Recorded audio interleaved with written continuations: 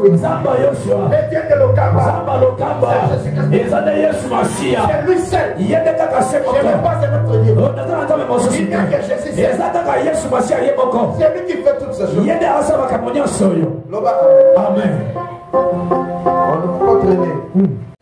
Ils ont soulagement. Alléluia. Amen.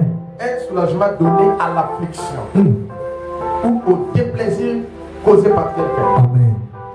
Un soulagement, un sujet de joie, un véritable sujet de joie et de satisfaction. C'est ça la consolation. Alléluia. Amen. Un véritable sujet de soulagement, un véritable sujet de satisfaction et de joie. Amen. Donc, aux qui n'a pas si. Amen. Zambaye à l'ombre n'a pas si. Yes. À commission des saints. Amen. C'est ça la consolation. Aux qui malade. Tu étais moribond. Candidat à la mort. Oh. Tu étais destiné à la mort.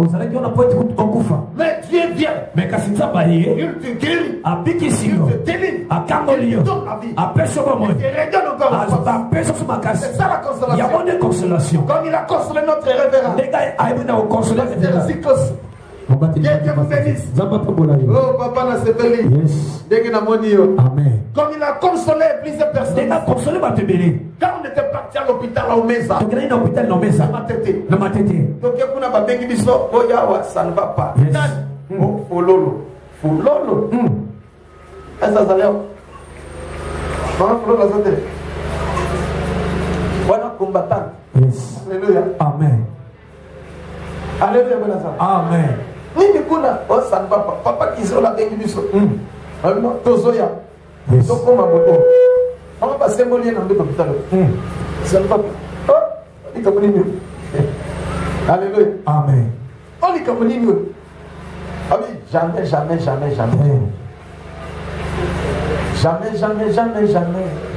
C'est l'histoire dit jamais. C'est vraiment le paradoxe. Yes. Jamais le Philistin. Jamais Goliath pouvait vaincre David. Il y a combien de temps de peuple? Ça nous. Dans l'église. Amen. L'histoire dit jamais. Jésus-Christ a englouti la mort. Il est capable de tout. Jamais. C'est l'histoire dit jamais. C'est vraiment le paradoxe. Jamais les Philistins ne pouvaient vaincre les Israélites. Jamais Goliath pouvait vaincre David. Oh. Alléluia, en aucun jour, les ténèbres auront de l'avantage sur la lumière. En aucun jour, on recommence le même si Dieu recommence le en aucun jour, les ténèbres auront de l'avantage sur la lumière. La lumière sera toujours la lumière va dominer toujours les ténèbres. On est arrivé à l'hôpital. Omeza de matin. Yes. Amen. Yes. Amen. Fololo est permanent, c'est comme qui dit ça pour rien sur top midi pop et ça il va follow. Yes. So il faut la petite de l'autre tête de la lisa. Aïe. Eh, ça me oh il dit ça. Aïe. Kanisa. Nzambo kanisa. Amen.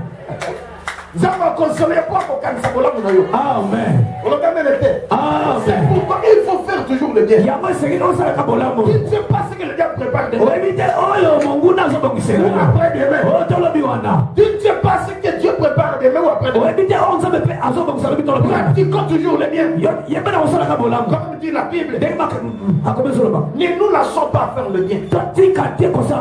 Nous moissonnerons autant qu'on veut. Donc quand arrive à l'hôpital, on est allé maman. Amélie Mingi. Yes. On a essayé, on a tout fait. Son mari a sa corps médical. Papa, ça ne va pas. Yes. Ça va. Donc on lui a dit son côté. Amen. Oh tata Zambo Zawate.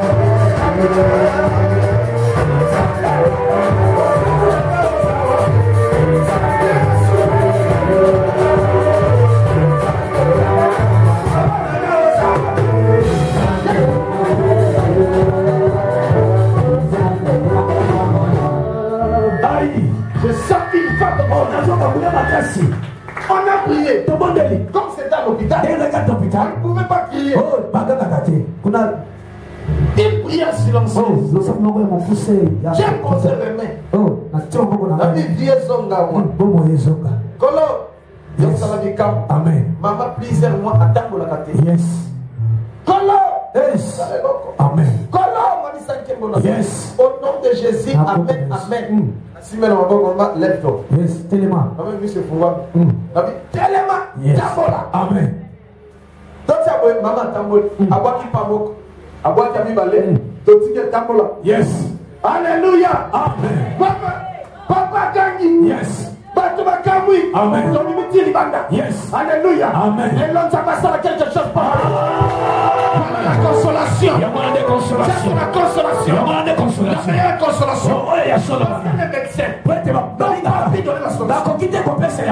médecins soulagent. Oh. Mais la guérison vient de Dieu. Alléluia. Amen. Voilà la consolation. Aujourd'hui, Dieu va te consoler. C'est le deuxième jour. Je te dis sincèrement.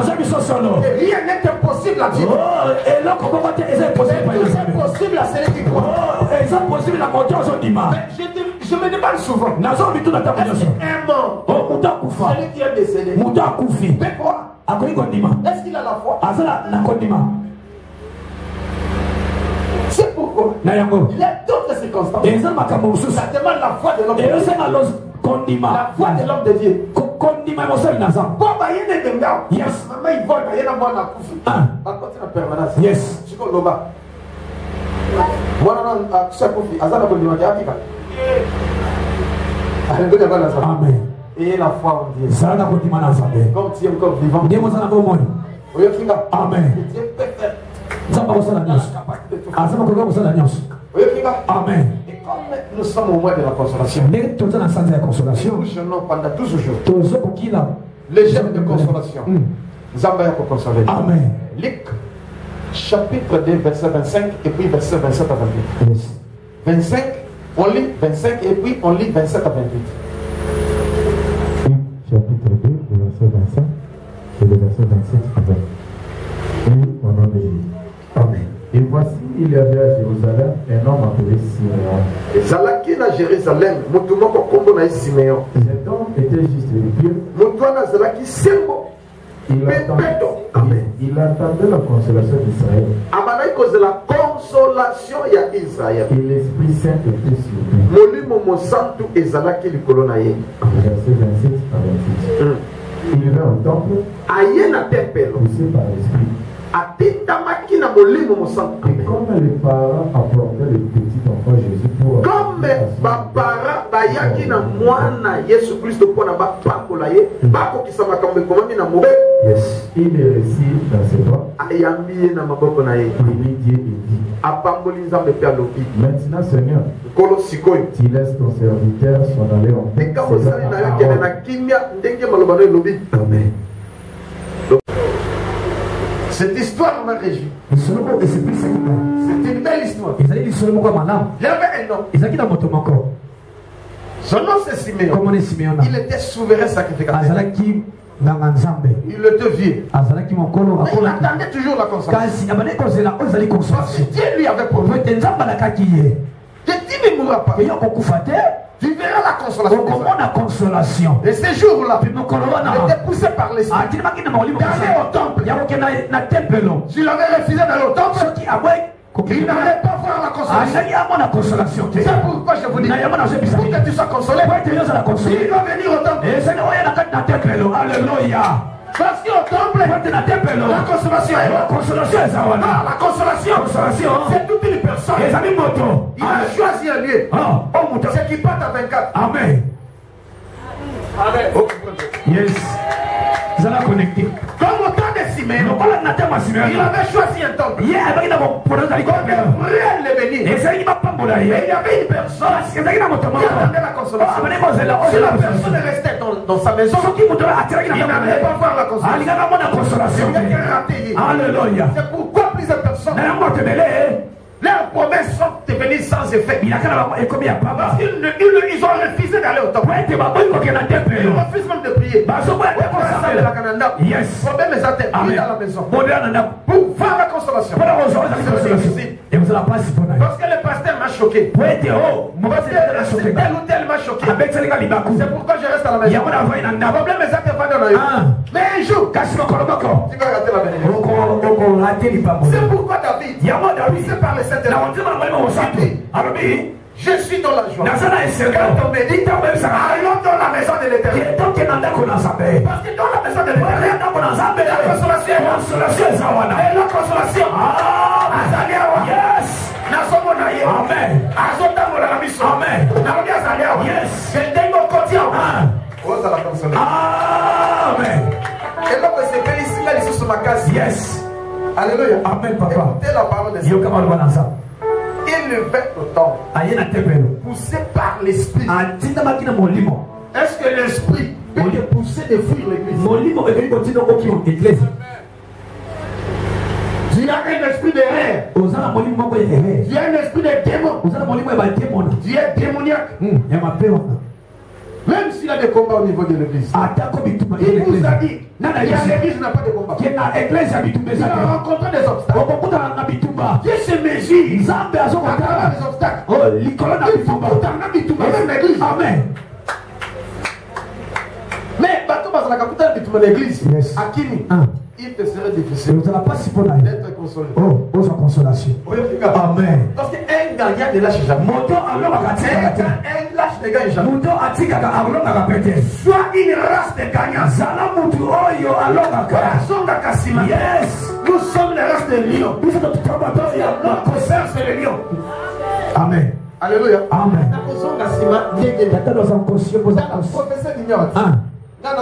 Yes. Alléluia. Amen. Tuna na isayo loba papa loba. Papa loba. Na bomba tona loba. Loba papa. Na ko bomba te. Amen. Vous connaissez pas l'église. J'assumais le poste que le frère Patrick est en train de faire. Amen. Alléluia. Amen. J'étais président de jeunesse. Président de jeunesse. Président d'intercession. Chargé de délivrance. Président permanence. Président modération. Président gagnant d'âme. Interprète. Modérateur. Batteur tam-tam. Yes. Mobetik Munda. Fonctionnaire. Alléluia. Amen. Donc, nous avons comme notaire. Yes. Cerveau moteur. Amen. Yes. Mais un jour, les pasteurs m'ont haïssé. Na imité. Yes. Na sumukité. Yes. Na salologoté. Yes. Na tongité. Na boype tindate. Yes. Na boy musalate. Na négligé pété. Yes. Donc je n'ai rien fait. Na salle le côté. Mais pasteur a ici en face. Je ne veux plus de toi. Quitte ma maison. Tu peux partir. Et l'église aussi. Alors, il a qui sont là, c'est porté quand même. Alléluia. Amen. Peut-être la scène qui n'a pas dit, bon, ça va. Non, on est là, ça a été rien dans ça. Là, sur la naïkas. Dans la cause de la gâte, attention à bateau Mazaki, sur la zone du cap, à bout, à bout. Azal cap, à bout. Azal cap, à bout. Bateau ma paix, Amen. Surtout ma corps, ça mon corps, il me semble que Dieu a mon corps à Christ. Yes, Amen.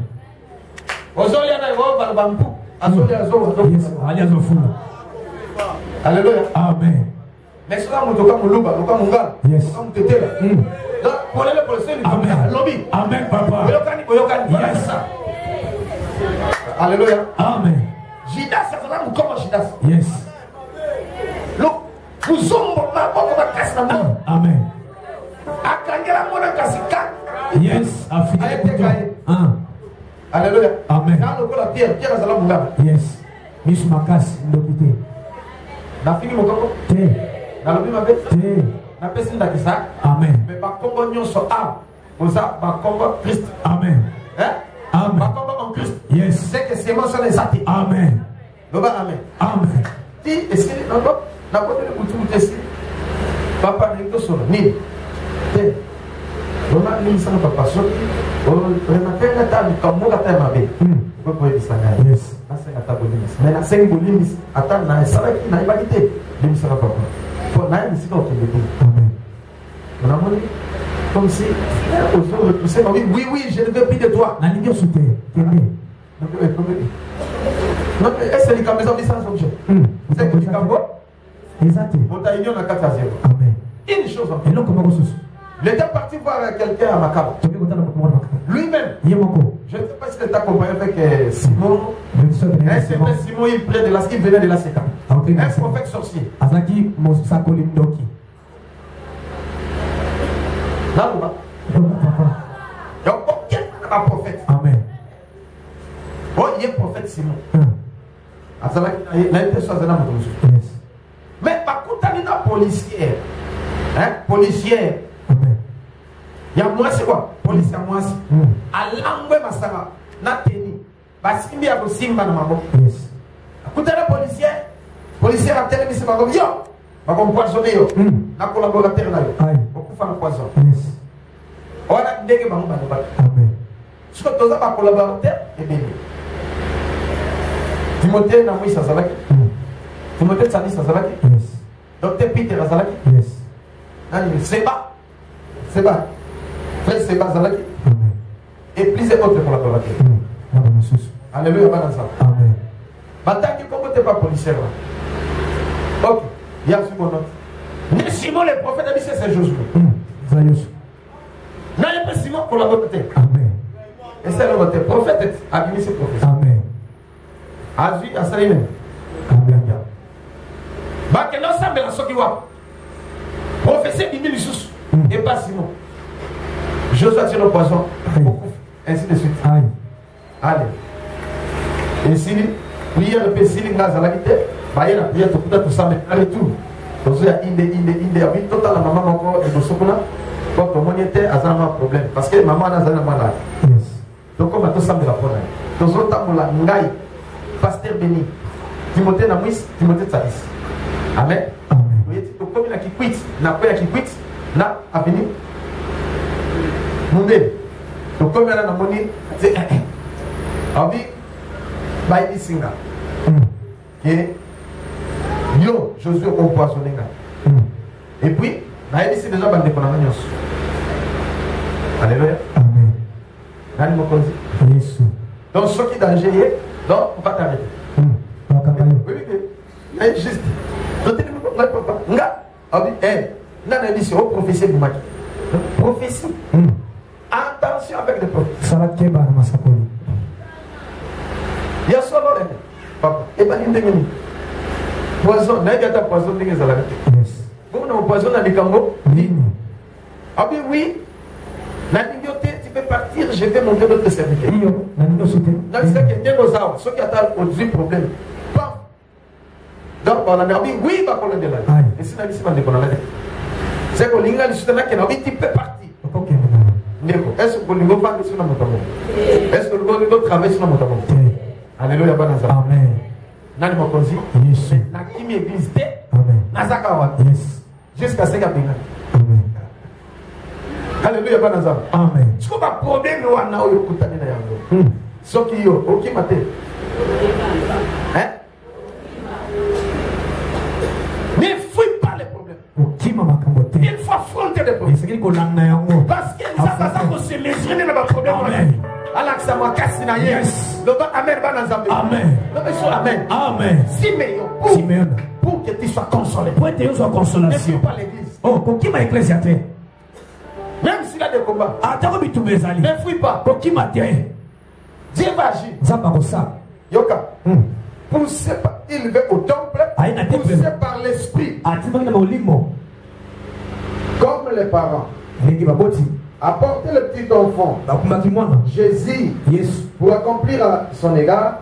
C'est ordonné la loi. Il le récit dans ses bras. Amen. Amen. Ayambi consolation. Ayambi consolation. Amémie était. La première personne. En dehors de Marie et Joseph. Parce que l'enfant. Avait seulement 8 jours. En dehors la famille de Marie. Et la famille de Joseph. Amen. Mais une chose à retenir. La famille de Marie. Dans Israël. Ils sont là qui sacrilège. Soit qui va sentir. Le cas va sentir qui m'a dit. Bon à Bango, il y a des Joseph. Amen. Bon à Joseph. Le cas Joseph voulait à sentir. Famille de Joseph va s'en bien. Parce que soit qui au sentir. Déjà, vous déshonorez famille. Amen. Amen. Amen. C'est pourquoi Joseph a dit qu'il a rompu une relation. Yes. Amen. Soit Marie le cola. Moi si. Amen. Amen. Je vais appeler ça qui d'autre pas là. Aïe. Alléluia. Amen. La bombe est à côté. Yes. Amen. Amen. Si quoi il y a zone. Azui Marie. Bon à couple on a. Yes. Et un couple modèle était. Amen. Et un couple impie. Amen. Un couple maudit. Un couple va déshonorer mes parents. Yes. Ok. On faut bâtard. Joseph a senté. Oui, vite. Joseph. Moi,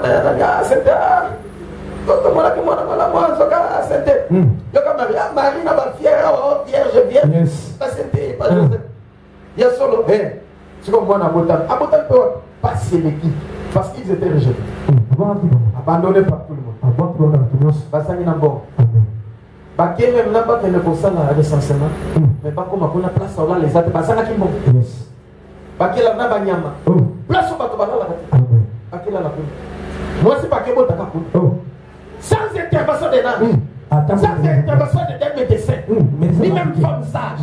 Pour accoucher. Joseph Azak n'est champatier. Abidé Babot Sakane. Marie Abota. Yemo. Yes. Pardon, médical et kataki. Yamomoko. À ce qui peut vierge. Yes. Jésus pas mêlant ma belle était. Amen. Jésus a mêlant ma belle était. Yes. Amen. Marie Mélissa était. Yes. Jésus a collé dans ma foute en zone. Amen. Alléluia. Amen. Un enfant mystère. Mais à 8 jours. On a amené Jésus au temple. Arrivé au temple. Tant au caca. Papa Siméon a moni. Baye na moi na wana. L'Esprit Saint est ici. Consolation Israël. Amen. Nazuye Abok. Amémie. Amen. Et ça Amémie était. Amémie. Amémie consolation. Amémie consolation. Et là aux autres à consoler. Amen. Oh mais ma consolation. Consolation. Oh mais ma yelle. Désolé dans temple. Yes. Oh tout il va comme là. Amen. Allez yabaye. Je reçois. Allez yabaye. Je reçois. Allez yabaye. Je reçois. Au nom de Jésus. Consolation nanga. Consolation nanga. Aïe aïe aïe aïe. Consolation nanga. Jésus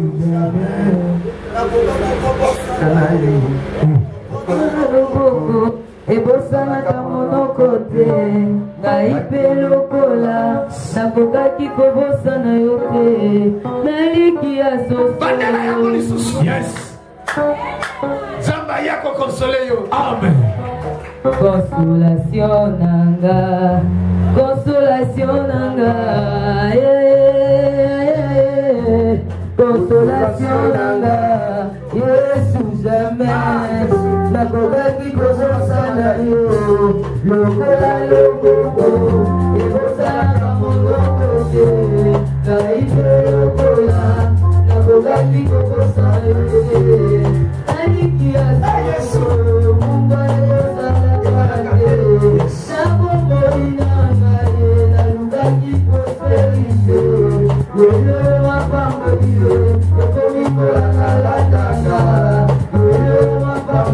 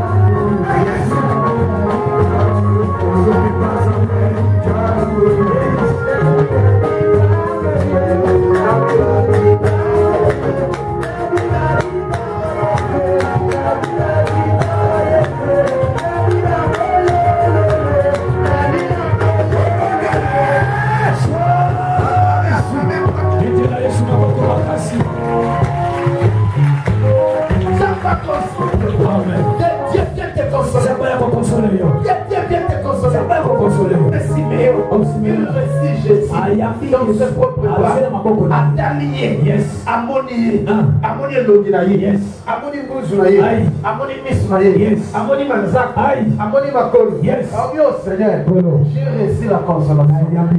C'est que Israël attend. Aujourd'hui, c'est que le monde attend. C'est que le monde attend. C'est que le monde attend. Aujourd'hui, le ressort la consolation. Jésus-Christ vient. Il vient dans ta vie. Il te console. Si tu as l'objet, côté malade, je dis bien. Quand il a beaucoup de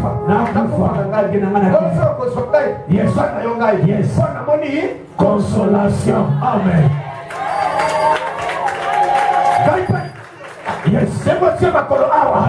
Consolation, ya. Amen. On s'est perdu le corps. Yes. On met ma main dans ma boca. Amen. On y a sanga qui on soit yango. La consolation. Amen. So ko sanga ki bana. Yes. Soit bana na ko. Alléluia. So sanga ki libala.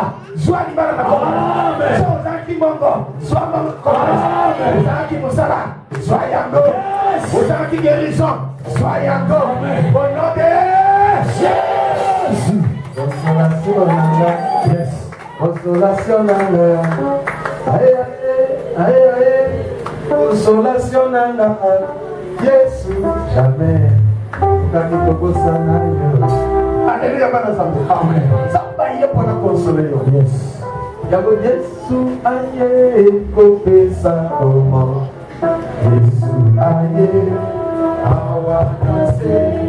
Yesu aye kopesa bobo, Yesu mokibisi.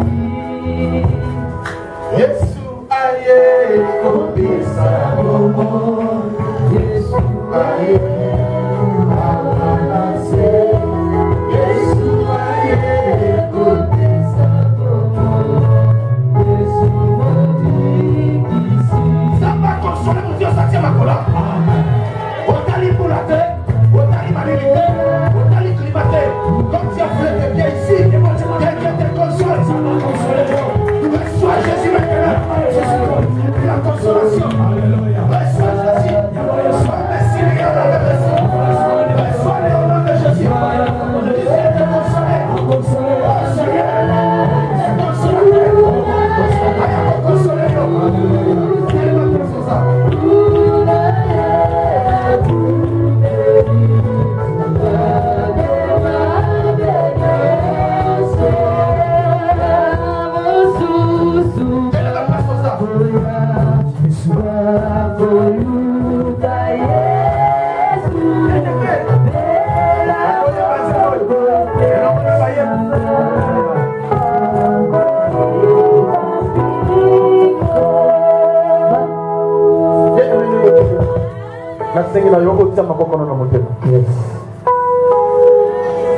il va consoler. Amen. La Bible dit c'est lui le consolateur de cœur brisé. Il a la capacité d'ouvrir les portes.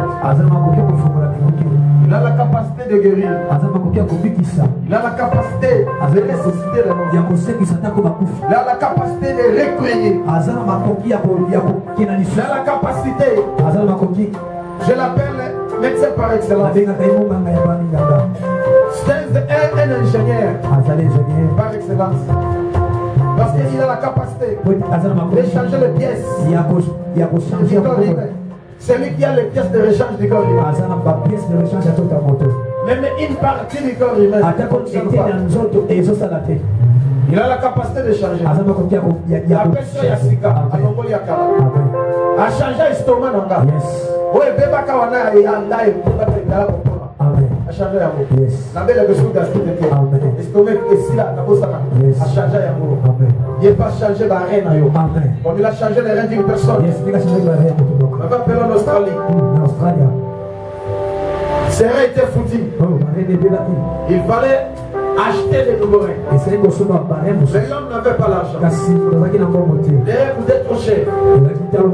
Alors les médecins ont dit, on n'a rien à faire. Dans 7 jours, tu vas mourir. Mais on m'a appelé. J'ai dit à cette personne, je connais un homme qui peut échanger les reins sans argent. Aïe papa, mon tamonnet, n'a dit, ceux qui m'ont dit, comme ça, n'a bien gagné, a changé un local de l'autre. Amen. Alléluia. Amen. Il y a qui m'a pas appelé à 6 h, chez eux c'était 15 h. Et je lui ai dit, c'est sa femme qui m'a appelé. Moi, c'est la qui m'a fait passer à son mari. Et je lui ai dit, aujourd'hui, chez vous, pendant ma nuit, l'homme la viendra. Il va changer les reins. Ah oui, il a dit, yes. On dit, ça va. Comment de la casse? A Kanimis, l'homme dit Jésus. C'est toi le réparateur. C'est toi le médecin par excellence. C'est toi qui as besoin de reins. C'est toi le créateur du corps humain. Il a besoin de nouveaux reins. On lève les anciens. C'est déjà foutu. On place les nouveaux reins. Au nom de Jésus. Manifeste-toi, Seigneur. Afin que ton nom soit glorifié. Au nom de Jésus. Amen. Amen. Ami, voilà, l'homme c'est Jésus. Mais je savais, et je sais que c'est lui Jésus. On a beaucoup prié. J'ai mon pasteur. Il a prié pour moi. Ma femme a cherché plusieurs pasteurs. On a beaucoup prié. Il n'y a pas la solution. Ami, est-ce que tu crois que je suis aussi pasteur? Je crois. Mais attention, les deux sont différents. Dieu va agir. Amen, amen. Ici, Nabutu. Yes. Alors, tu l'autre. Alléluia. Amen. Yo, le loco, l'autre, l'autre. Yes. On va y avoir Yesu. On va me mailler dans ma boca. Yes. Alors, tu l'autre. Je ne me vois pas y avoir là. Mais moi, non, y a côté là, qui moi, non, qui a 12 ans. Yes. Aïe. À toquer la porte. À toquer la porte. À toquer la porte. Bien que ça va ouvrir la porte. Moi, ça se voit. Moi, ça se voit. Moi, je suis malade. Qui est là? À toquer. Qui est là? Avec moi. Les Atélémi. À Fungolaboli. Jeune garçon à 12 ans. À côté. Amen, je suis venu chez toi. Avec il y a un problème. Oui. Qu'est-ce que je peux faire pour toi? Je n'ai rien à faire pour moi. Je suis seulement venu pour te donner des nouveaux reins. Comment est-ce que je suis malade? Alléluia. Amen. Où sont ces reins? Il faut encore repartir à l'hôpital. Et puis on opère. On place. Ah oui, non. C'est maintenant je vais te dire. Ah bien le faire. Moi non. La maman Kazan arrête. Merci bien à l'Ibou. Na Congo na Yesu. Yes. Na remplacer par rein. Amen. Yakala na longol. Yes. Yaske koti. Amen. Alors nous avons une docteur. Oh. Gloire à Dieu. Aïe, si moi si naïve à la mort, il va comme si ça peut battre. Allah Moukanatongo complètement guéri. Je ne crois pas. Je dois aller à l'hôpital. À quel hôpital? Passe à l'examen. Oui, monsieur. Qu'est-ce que tu as fait? Mais nous n'avons pas opéré. Yes. Barrière, c'est outil. Il y a des nouveaux reins. Comme un jeune homme de 20 ans. Des nouveaux reins. Yassika. Oh, Yesu, ça le peut casser là. Amen. Tiens, on va faire le contact. Non. La montée, parce que la montée, madame. Yes. La zone est dans un bocal. Et après, c'est bon, on comprend de là. Si j'ai quelqu'un mort, on comprend comme ça. Donc, c'est comme 15 minutes.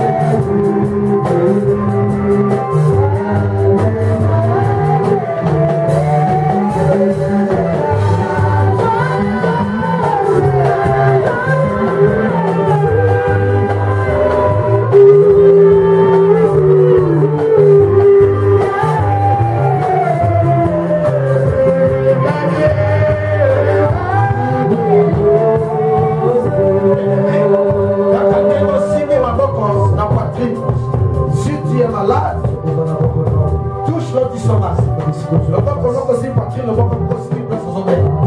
Mais chaque sommet la tête, ma pauvre caca n'a pas pris. Et si quand ils ont bon de l'épargne dans ça, il y a une zamba ya consoler. On monaye, on simbaye, on sololanaye, à pouvoir na besoin na yo. Puis ils ont ça si j'ai caca moko au dos de ce sujet de souffrir. On bon de l'épargne dans zamba. Ils ont souffert na ni. On les mise à passer là ni. On de la suite pas dans zamba. Aya pour consoler la population.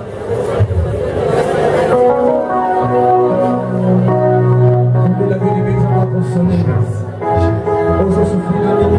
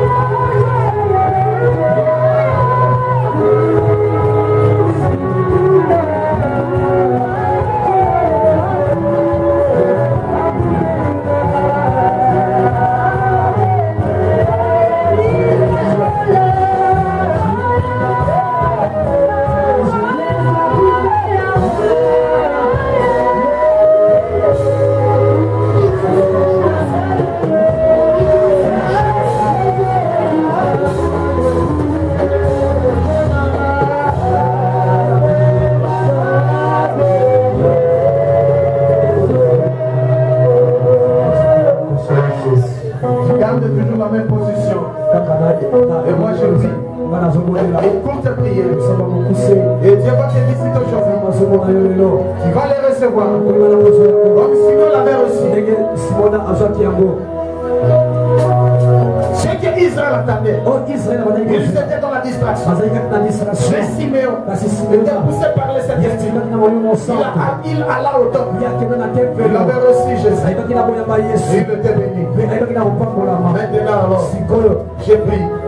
Seigneur, c'est toi la consolation. Ce que la RDC attend. Ce que le monde attend, Seigneur. Aujourd'hui, Seigneur, nous t'avons reçu et nous te recevons. Comme Seigneur t'avait reçu. Au nom de Jésus.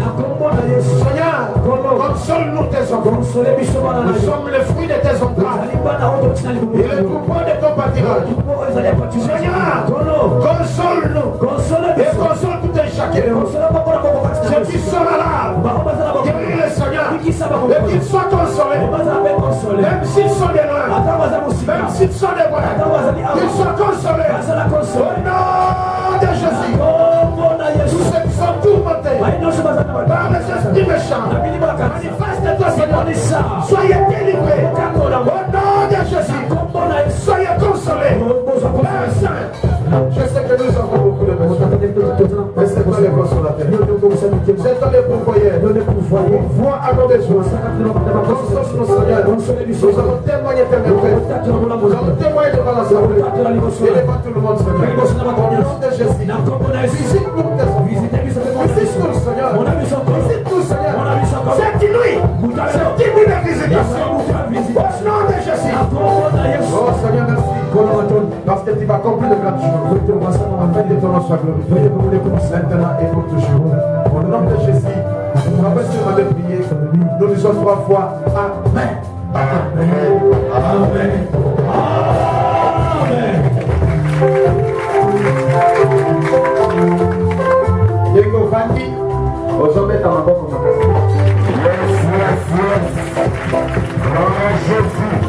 Et la consolation maintenant.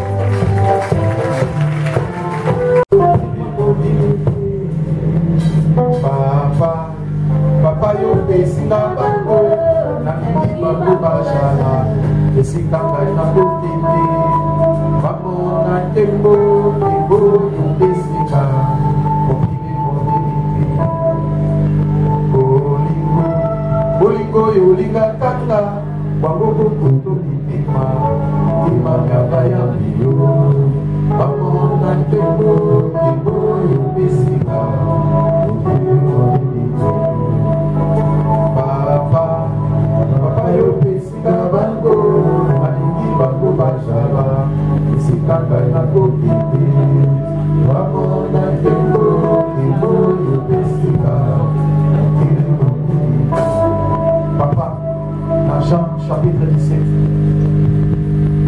ça va qui a bien installé. À 5e ayongolo visité ba donc c'est manifesté quand ça va bango ndenge oponanga oponi pe bango olingo olinganga elinga pe bango kolo ndenge ovisitanga visite pe bango ezala bazolanda na mosika to na pembeni bavivre bolingo na yo bavivre visitation na yo au nom de Jésus. Otika na rendez-vous lelo na butu lobi na ntongo na kiti matema mpe na pokwa mikolo nyonso oyo ti tokosisa priere mpe tokota 2018 na nkembo na yo na nkombo na Yesu. Amen. Que Dieu vous bénisse.